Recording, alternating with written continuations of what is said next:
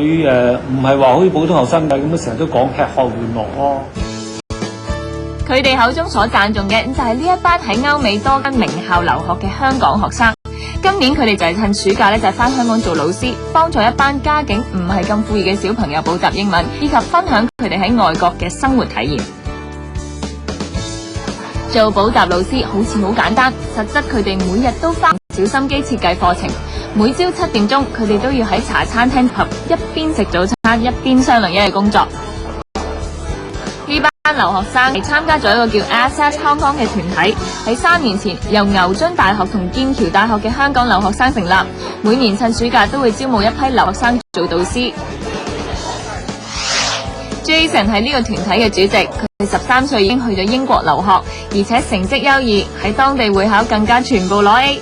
現時喺倫敦大學讀緊書，佢覺得自己好幸運，可以受良好嘅教育，所以決定每年都返香港幫助有需要嘅小朋友。不過當中都遇過唔少困難，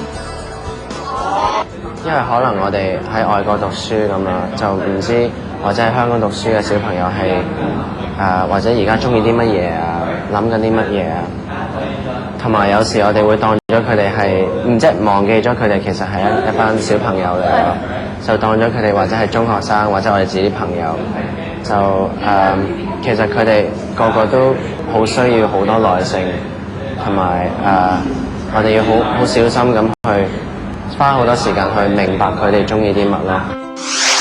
困難唔止一個，喺暑假前因為沙士爆發，所以補習班可能會暫停舉辦。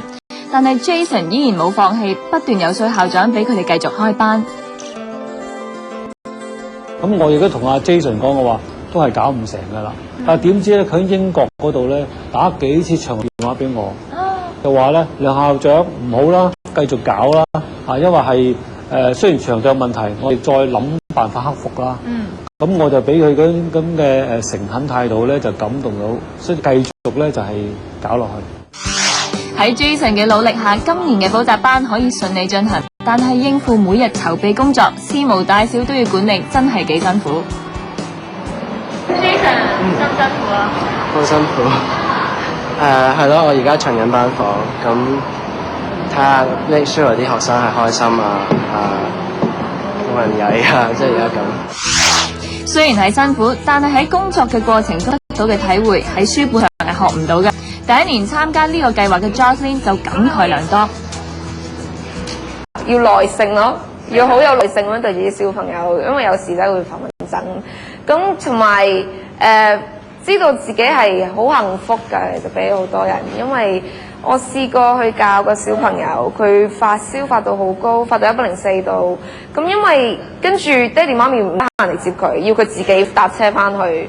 咁跟住要佢搭巴士，咁例如比起自己可能以前細個已經哇咁辛苦又熱，咁搭的士翻屋企算啦，咁但係佢仲搭巴士翻去，咁覺得好好咯。辦學過程中有辛苦又唔開心，但係見到學生進步同讚頌，辛苦都係值得。佢好 nice 啦，同埋就係同我哋玩傾偈。佢好玩咯。有點好玩法？好似大細路咁同我哋一齊玩啊，講嘢啊，教書教得好。咁咧，佢哋班人又好好嘅，對住我哋咧係唔會好惡，所以咧學得好之餘咧亦都好開心。咁我真係好唔捨得佢哋噶。短短12日嘅課程已經完結，呢班小朋友為咗報答老師，專程畫咗啲心意卡俾佢哋。對於 Jason 呢班老師嚟講，呢件禮物係對佢哋工作嘅肯定，過往嘅辛苦都係值得。Jason， 你睇下點話啲咩感覺？好開心，因為啲小朋友個個都好努力，咁啲先生又好努力，咁 Roy 同 Kevin 都擺咗好多心機落去，咁我覺得佢做得好好咯，咁希望你哋會記得我哋咯。